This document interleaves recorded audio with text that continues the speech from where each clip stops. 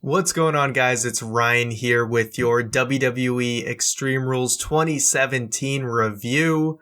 My overall thoughts on this show was on our classic 1 to 4 rating scale. I would actually have to give this show a 2 out of 4. Now, that might be a little harsh for most of you guys, as most of you know. A 2 out of 4, I would generally say, as a show that was just okay. So for me, there were a couple of matches that either were just logically, well, I shouldn't say logically, I should say that were very illogical, and then just a match I thought was just not good at all. So, yeah, that ended up making it a 2 out of 4. That's not to say that there weren't some good takeaways from this show, because there were some good matches on this show as well. I did a poll on our Twitter at Byte so I'll be looking at that at the end of the review to get an idea what the Byte Club thought, what our Twitter audience thought of the show. So I'll be getting to that towards the end, but I'll run down the card right now. The opening kickoff match was Apollo Crews versus Kalisto. I thought this match was better than it had any business being. Titus O'Neil, I think, works pretty well as a manager, even if he is way too tall to be a manager, because he's kind of just, overshadowing in a way Apollo Crews just with how ridiculously tall he is. But I like his character and it just works. I thought, both with Crews and Kalisto being as athletic as they are, I thought they really showed that off in this match, and it was pretty damn exciting for what it was. For a kickoff match, this was about as good as you can do, and interesting that Kalisto got the win. He seems to always pull those wins out of nowhere, even though it seems like they're doing something with Crews. Surprised to see Kalisto win, but good for what it was. We open up with The Miz versus Dean Ambrose for the Intercontinental Championship. Ambrose obviously going in as champion, and the stipulation here was that if The Miz was ever disqualified, the title could change hands and The Miz could walk out with the championship. Now, this match seemed like it was all fine and good, and obviously some psychology in there was that The Miz was trying to find ways for Ambrose to get himself disqualified at times, using a chair and whatnot. Not overly showing this, but then of course we get this crazy finish that just has two major logical gaps. So we have The Miz asking Maurice to slap him, which it's like I knew this was coming. We talked about this on the podcast, that it makes sense if The Miz has Maurice do this 2 seconds into the match. But if they have a 15-minute match and then Maurice does this, it just makes The Miz look like an absolute moron, because it's a strategy that he could have implemented from the very beginning. So that was logical gap number 1. Logical gap number 2 kind of comes at the hands of John Cone, the new Roman Reigns of referees, because the bump that he took is normally something that would incapacitate a referee for like 3 days. When The Miz threw Dean Ambrose into referee John Cone, he kind of spilled outside the ring onto the floor, and then he kind of got up and was ready to disqualify Ambrose for running into him. But then Miz hits the skull-crushing finale, and the referee says, forget the DQ, I'll just go and count the pin anyway. Which, it doesn't really make any sense. I mean, if you're gonna make a call, then make the call. Shouldn't you make that decision first before you go for any pinfall?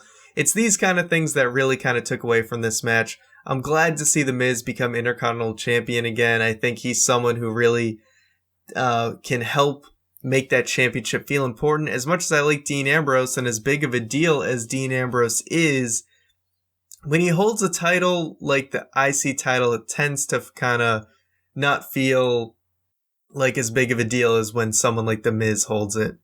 So next up we had Alicia Fox and Noam Dar versus Rich Swann and Sasha Banks in a tag team match where we kind of had the Cruiserweight division mixed with the Raw Women's division here. Interesting to see Noam Dar and Rich Swann finally get to wrestle with red ropes.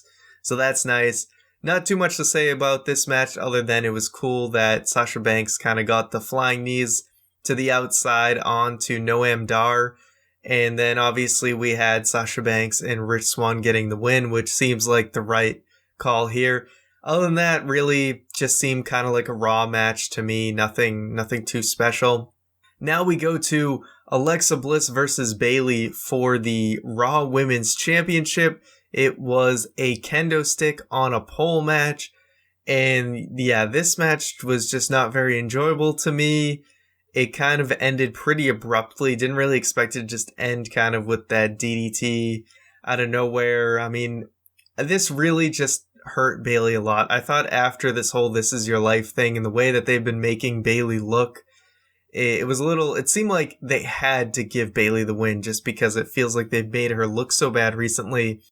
And then it was just kind of like, ouch, Alexa Bliss gets the win. I like Alexa Bliss. I'm a big fan of her, but man, I feel bad for Bayley after this. That's all I'm going to say is this program didn't really do anything for anybody, and that's kind of a shame.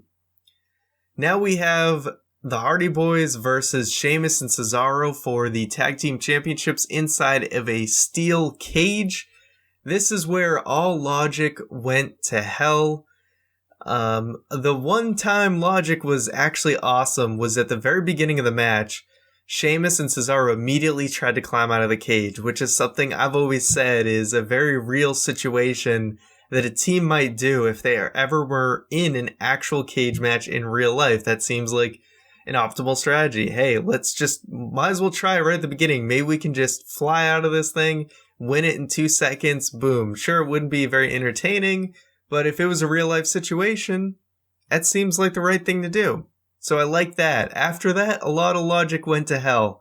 When Jeff Hardy kind of escaped early, it did create an interesting scenario where it was this 2-on-1 situation. And, Jeff Hardy escaping early didn't seem like that much of a logical gap because Matt Hardy was also at the top of the cage at the time.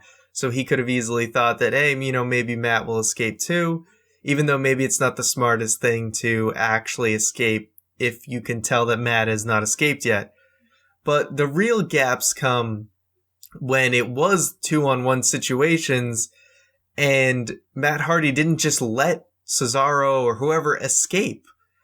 There were certain times where he really had that opportunity to let them escape to create a 1-on-1 situation, which you would think gives you a better chance of winning. There was just other times where Matt and Sheamus were at the door and Matt's stopping Sheamus from getting out of the door. It's like, just let him go. Just let him go. It's going to be easier on you. So a lot of these happened. There was even times where like Cesaro was uppercutting Matt Hardy when he was kind of at the top of the cage. And it's like, there's a good scenario if he sold it in such a way, Matt could have fallen off the cage and then they would have lost, Sheamus and Cesaro would have lost that match because Cesaro knocked Matt Hardy off the side. It's just a lot of things that didn't make a lot of sense to me and really ruined this match for me. I like all 4 of these participants, but I just felt that there were way too many logical gaps, and maybe some people would have just turned their brains off and enjoyed it, but I'm a stickler for just having some sense of logic. I can try and put a pass for a lot of things in wrestling, and you do have to put a lot of things aside in WWE, but this for me was too much. And I think there was easy ways to get around this type of stuff, and it just showed that they didn't really make those efforts, and that was unfortunate. Anyway, Sheamus and Cesaro end up winning this match, and it's good. I mean, the Hardys have been winning a lot since they've come back, and I think it was important to have Sheamus and Cesaro kind of get one over on them finally because they've lost so many times to them. And I think this is cool to see Sheamus and Cesaro win again. This also could plant the seeds for the eventual Hardy breakup, and maybe we get the broken Matt Hardy storyline. That remains to be seen. I don't think this program is quite over yet. The Hardys are definitely going to want their rematch. We'll see if there starts to be dissension between the Hardy Boys. Next up, we had Neville versus Austin Aries for the Cruiserweight Championship. This was a submission match. I thought this was a pretty damn entertaining match. We had a lot of Rings of Saturns going on here. I thought the psychology was good. And Neville obviously got the win here with a really cool red arrow onto the back of Aries and then going into that final Rings of Saturn. So this is a pretty enjoyable match, even if the crowd wasn't as into it as maybe, if the crowd was super into this, it would have turned this match up even more as far as, how I would kind of rate it, even though I'm not exactly going to give it any type of star score. It might be a little too complicated to get into that for every single match. But yeah, I found this match very enjoyable. Would have liked to see Aries win, but not exactly upset that Neville won either. I think it's kind of good to have Neville continue this dominant reign, but like I said, wouldn't have been upset to see Aries win. Finally, we had the fatal 5-way match for the number 1 contendership for the Universal title. Of course, the winner would face Brock Lesnar at WWE Great Balls of Fire. So this was a hell of a match. We had Roman Reigns in here. Roman Reigns, Seth Rollins, Samoa Joe, Finn Balor, and Bray Wyatt. And a lot of this match was dominated by Samoa Joe and Bray Wyatt kind of teaming up to just dominate everybody. And I did like this, that the two heels really, they did show a lot of dominance for quite a while. They picked up steel steps, were just bashing everybody, just beating everybody down. I really appreciated this kind of alliance. I also liked how Samoa Joe tried to sneak in a pin when Bray Wyatt wasn't looking, just kind of subtly. So there was some good psychology in this, some awesome high spots like Rollins hitting that frog splash out to the announce table.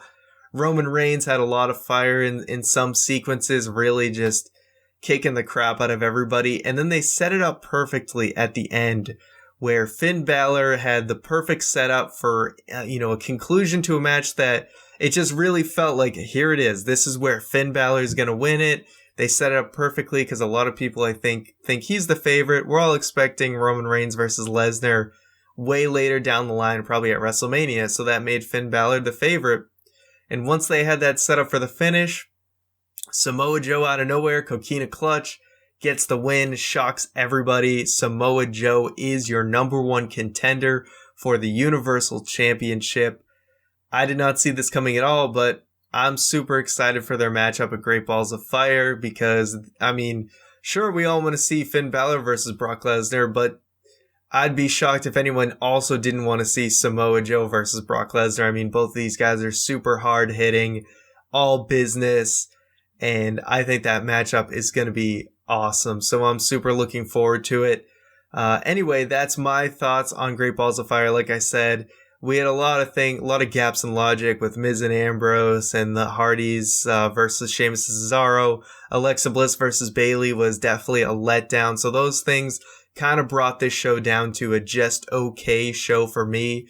I'm going to check over now at the Twitter poll to see what you guys thought at Byte That Cast on our poll. We have 57% giving this a 3 out of 4 as good. 36% gave it a 2 out of 4 for just okay, and 7% gave it a 4 out of 4 for amazing. So no one gave it bad. Majority saying that this was a good show, and there was also a pretty hefty section that said it was just okay. So sort of falling in line with my expectations, although most gave it slightly higher than I thought, which I think is completely fair. Not a lot of people would get hung up on some of the little things like I do sometimes. But anyway, make sure to let me know what you guys thought of WWE Extreme Rules in the comments, or let us know on social media. Did you enjoy the show? What was your favorite match? What are you thinking going into Great Balls of Fire with Samoa Joe versus Brock Lesnar? What are your thoughts on that matchup? So thank you guys for listening. If you'd like to go the extra mile in supporting us, we definitely appreciate it. Head over to patreon.com/bytethat. For as little as $1, you can get some sweet perks, including a raw and uncut version of the podcast, which of course we do every single Wednesday. You can check that out on the YouTube channel, as well as iTunes, Stitcher, SoundCloud. We'll be sure to talk this week more about Extreme Rules, as well as what goes down on Raw and SmackDown. And going back to patrons, we'd of course love to thank our lovely gold patrons, including Joe Wingdenland, Paul Lobin, Tony Meyer, Peter D, Barney Johnson, Liam Vincent, Oliver Batista, Overcooked Bacon, Derek Wilson, Bo Segrist, Nicole Torado, Ashley Hudson, Kevin LaFleur, Dominic Diaz, and Alex Servino. If you'd like to get in on the awesomeness that they are, patreon.com/bytethat. Thank you guys for listening, and we'll catch you on the podcast this Wednesday. See you then.